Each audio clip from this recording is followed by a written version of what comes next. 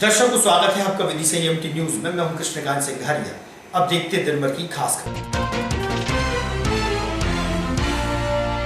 Industrial area स्थित पूर्व विधायक की फैक्ट्री में लगी भीषण आग से लोगों में मची अफरा तफरी। कलेक्टर सहित प्रशासनिक अधिकारी पहुंचे मौके पर।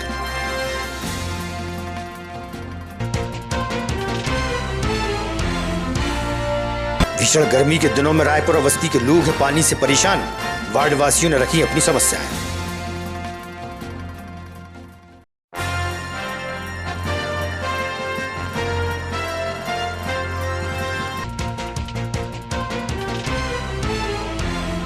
और पूर्व विधायक शशांक भार्गव की केमिकल फैक्ट्री में लगी आग को बुझाने के लिए 9 जिलों से आई कई दमकलें, लगाए 200 चक्कर। आगजनी में नहीं हुई कोई जनहानि।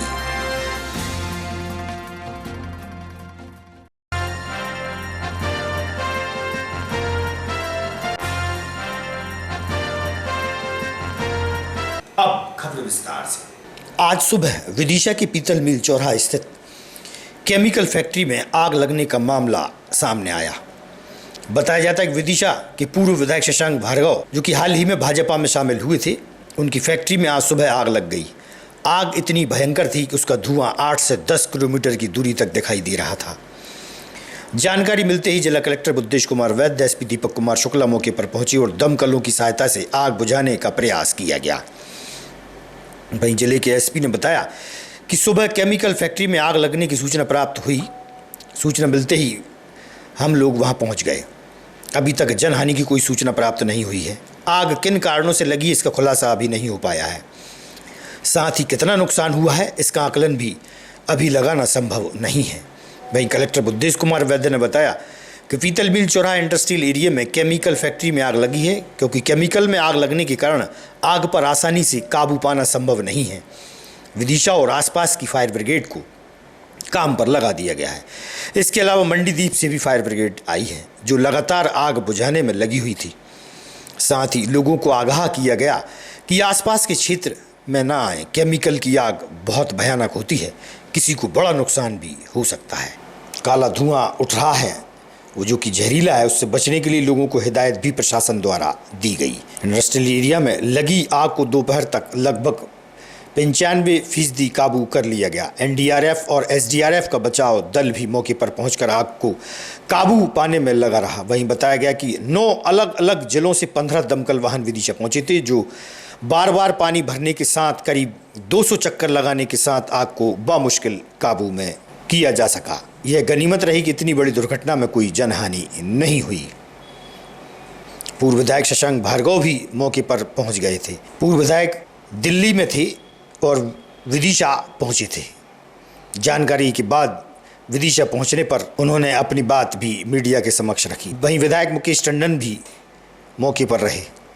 केंद्रीय मंत्री शिवराज सिंह चौहान की धर्मपत्नी साधना सिंह भी घटनास्थल पर आई थी। उन्होंने बताया कि सावधानी में प्रारंभिक रूप से 5 से 6 करोड़ रुपए का नुकसान हुआ है। पूरा स्टॉक जल गया। साथ ही फैक्ट्री के भवन को भी नुकसान पहुंचा है।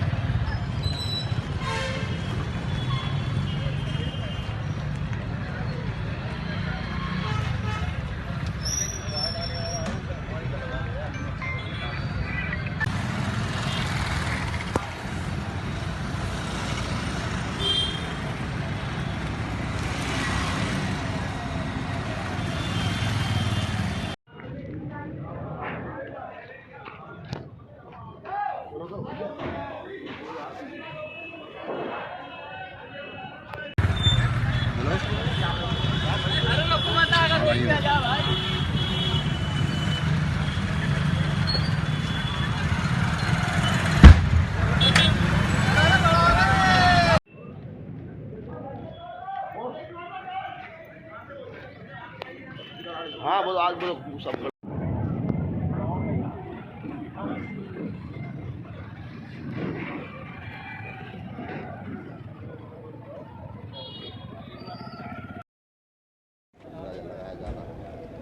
ये तो अभी सर्वे होगा, सर्वेयर आएगा, इंजीनियर आएंगे, वो नुकसान बताएंगे भैया। अब 40 साल से एक ही जगह अपन काम कर रहे हैं, तो धीरे धीरे लगाते रहते हैं। उसमें अपन को थोड़ी अंदाज़ा रहता है कितना है क्या नहीं।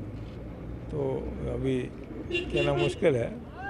सामने ज़रूर दिख रहा है कि 5-6 करोड़ रुपये का नुकसान हुआ होगा। और बाकी अंदर क्या है क्या नहीं है अब ये स्टॉक वगैरह भी होगा ना कुछ अभी? स्टॉक में तो आग लगी है, स्टॉक में फिनिश गुड में ही आग लगी है। कितने करोड़ रुपए का लग रहा है? तो अपन एग्जैक्ट फिगर नहीं बता सकते, होगा 5 करोड़ रुपये का नुकसान है। बिल्डिंग सबका नुकसान है, कैसे सूचना मिली? पूरी क्षति चली गई। सुबह 7 बजे मिली हमें, ट्रेन में था मैं, दिल्ली से लौट रहा था। तो फिर पुलिस कंट्रोल को और सब किया, सब करके, और प्रशासन ने खूब मदद की। हमने विलायी जी को फ़ोन लगाया, उनने खूब मदद की, बेचारे यहीं रहे 10-11 बजे तक। फिर हमारी भाभी जी को, साधना भाभी, खबर लगी, वो भी आई बेचारी। तो सब लोगों ने, प्रशासन ने, शासन ने, सब ने खूब सहयोग किया। हमारे लोकल के रहवासियों ने खूब मदद की। लेबर ने हमारी जो थी उसने जान की बाजी लगा के अपना काम किया। सर, ये विदिशा के केमिकल फैक्ट्री में आग लगी है, कितने बजे लगी है, क्या हुआ है, कैसे लगी है? जैसा कि इस संबंध में अभी तक के जो हम लोगों ने बात की है लोगों से, प्रॉपर अभी इन्वेस्टिगेशन इस बात का नहीं हुआ है कि शुरू कितने बजे आग हुई और कैसे शुरू हुई थी। लगभग 7 बजे के पहले ही आग लगने की संभावना इसमें अभी तक ज्ञापित हुई है, और जैसे ही खबर लगी तुरंत रेस्क्यू काम शुरू हुए। पुलिस की टीम ने लगातार जो है सूचना मिलते ही सबको अलर्ट किया। जैसा कि आप देख रहे हो कि बड़ी दूर से भी हमारे फायर टेंडर्स पहुंच चुके हैं, SDRF, NDRF की टीम भी पहुंच चुकी है, और जो हमारा इंसिडेंस कंट्रोल और इंसिडेंस कमांड का जो पूरा सेट ड्रिल है उसके हिसाब से पूरी कार्रवाई की गई है। पब्लिक को दूर किया गया है। आसपास के बगल की जो इंस्टीट्यूशंस है उनमें आग फ्लेम ना हो इसका प्रयास करके हुए पूरी तरह से इसको कंट्रोल किया गया है। इसमें बड़ी संख्या में फॉर्म टेंडर्स, फायर टेंडर्स आए, इंडस्ट्रियल टेंडर्स आए हैं, मंडीदीप से, भोपाल से, सांची से, रायसेन, गैरतगंज, भोपाल और अपना विदिशा, गंजवासोदा, शमशाबाद और बीना जो रिफाइनरी है उससे भी टीमें आ चुकी हैं। प्राइवेट फैक्ट्री जो यहाँ पर है उसमें भी हम लोगों ने उसके जो फॉर्म टेंडर्स हैं, पोर्टेबल फॉर्म टेंडर्स, वो भी बुलाए हैं, और जो भी आवश्यकताएं थी सभी पूरी करी है। मेडिकल टीम, रेस्क्यू टीम तैयारी पे है, एम्बुलेंस तैयार है, सारी तैयारी के साथ हम लोगों ने इसको रेस्क्यू किया है। लगभग 95% तक के आग कंट्रोल है, और फ्लेम्स लगभग बंद हैं। कभी कभी हवा के कारण फिर से फ्लेम उठती है, इसको तत्काल ही रेस्क्यू कर दिया जाता है। हम लोगों ने पूरी तरह से जो इन्फ्लेमेशन है इसको कट कर रखा है, इसलिए अगल बगल की फैक्ट्रीज में कहीं भी आग इन्फ्लेम होने की संभावनाएं खत्म हो गई हैं। कितने जान माल के नुकसान होने की आशंका? देखिए, जैसा कि मैंने कहा, अब इन्वेस्टिगेशन नहीं हुआ है। अब इन्वेस्टिगेशन होंगे, कथन होंगे, और हमारी FSL टीम जिसको विजिट करेंगे तो पता चलेगा कि कितना इसमें केमिकल था और क्या नुकसान हुआ है। बाकी अभी तक कोई जनहानि की खबर नहीं है, जो कि बहुत एक हमारे लिए चिंता कम करने वाला विषय है कि कोई भी जनहानि नहीं है। जो भी चौकीदार वगैरह वर थे वो भी समय से इसके बाहर चले गए थे। कब तक आग पर काबू पाया जाएगा? आग काबू पा लिया गया है। अब तो मैंने जैसा बताया कि धुआं निकल रहा है। कई ऐसे बीच के स्पॉट्स हैं जहां तक हमारा रीच नहीं हुआ है, क्योंकि हमें रेस्क्यू करने वालों की भी जान की परवाह रहती है, तो वो वहां तक रीच नहीं है, तो हम लोग वहां दूर से ही फ्लेम में जो है पानी की बौछार या फोम की बौछार कर रहे हैं। उस बीच में जब हवा चलती है तो कहीं कहीं से फ्लेम दिखाई देती है, उसको तुरंत काबू पा लिया जाता है। लगभग कंट्रोल है आग। ये फैक्ट्री किस नाम से थी और किसकी फैक्ट्री है? ये फैक्ट्री जैसा कि है पेस्टिसाइड की फैक्ट्री बताई जा रही है, और बाकी डिटेल इन्वेस्टिगेशन होने के बाद बताएंगे। करारिया निवासी नरेश अहिरवार को उनके दोस्त का फ़ोन आया, जिसमें उन्होंने कुछ बकाया पैसे देने के लिए बुलाया था। मौके पर पहुंचे तो 3 लोगों ने उनके साथ मारपीट कर दी। लोहे की राड से उनके पैर में बार बार हमला कर घायल कर दिया, जिससे पैर की हड्डी टूट गई। नरेश अहिरवार करारिया थाने पहुंचे। पुलिस ने उन्हें जिला अस्पताल में भर्ती कराया है। नरेश का कहना है कि पैसा देने के बहाने उन्हें बुलाकर उनके साथ मारपीट की गई। वहीं पुलिस द्वारा भी रिपोर्ट लिखे जाने की बात कही गई।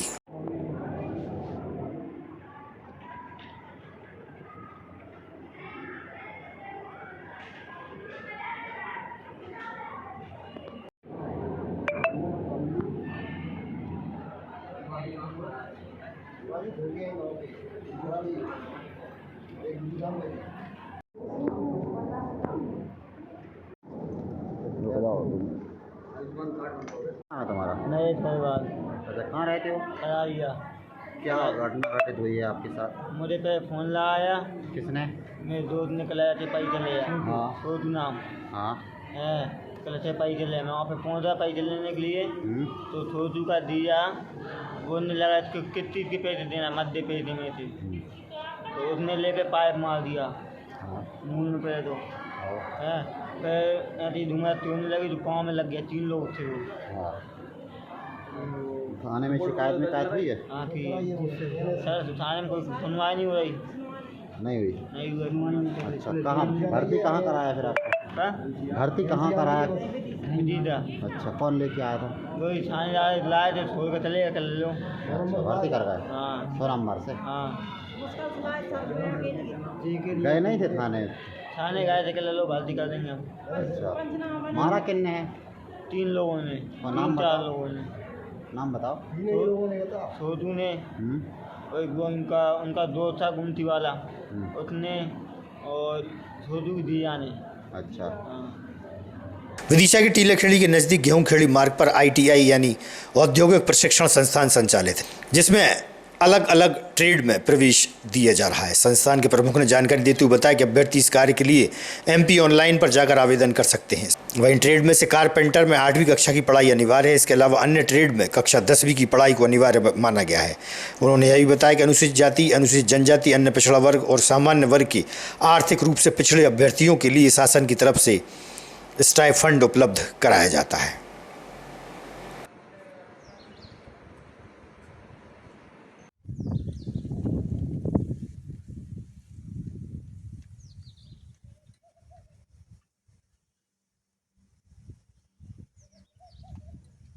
में किस तरीके का अब ट्रेनिंग शुरू हो रही है, किस तरह की कौन कौन सी ट्रेनिंग शुरू हो रही है और क्या मापदंड है उन छात्रों के लिए? आपने बहुत अच्छा क्वेश्चन किया। इस समय प्रवेश जारी है, बच्चों को रजिस्ट्रेशन किए जा रहे हैं, चॉइस फिलिंग की जा रही है।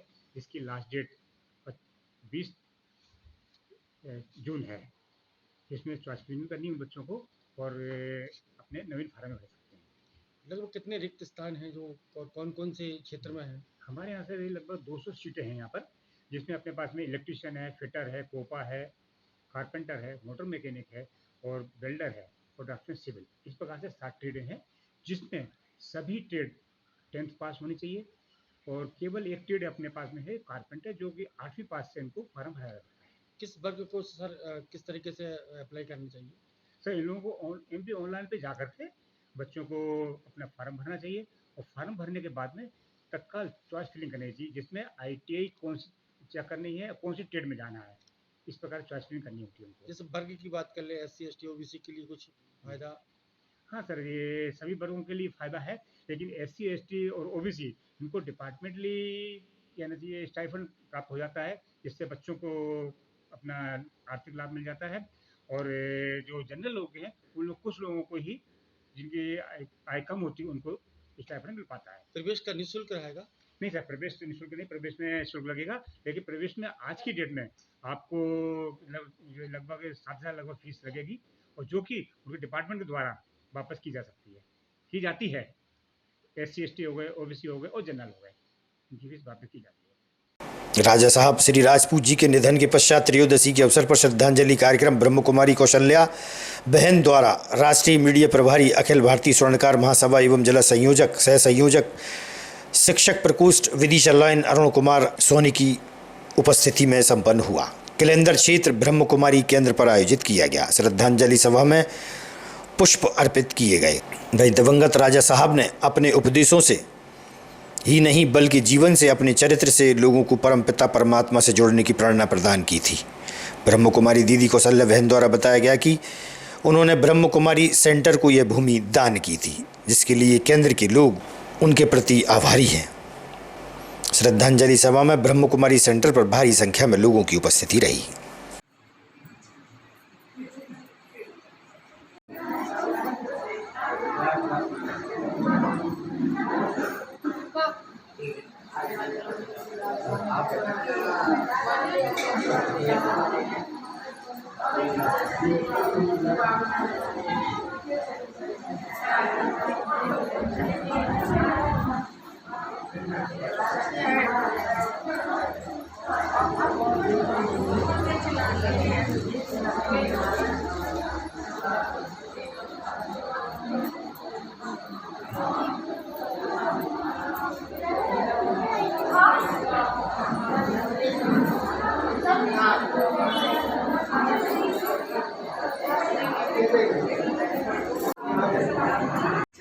ऐसी रौनक जैसे भगवान में देखते ना, उसकी झलक हमें ऐसे लोगों में दिखाई देती। भैया ये सब मैं ये कहूँगी तो उनका संयम, जीवन का ध्यान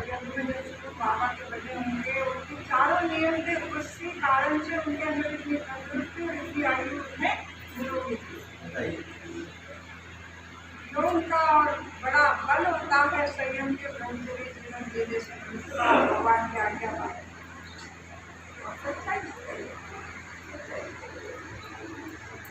क्या है, ईश्वर ने हमें जो जीवन दिया है बहुत सरल जीवन दिया है। अगर एक दिन आप दुनिया को छोड़ करके क्या चल रहा है, क्या चीज़ें बाजार में मिल रही हैं, क्या ये सब भूल जाओ आप। ये मान लो हम जंगल में हैं, आप देखें आपकी आवश्यकता कितनी कम है, कितनी सीमित है आप हमारी आवश्यकता है। हमें कुछ भी तो नहीं करना है, सब उठ के नहाना है।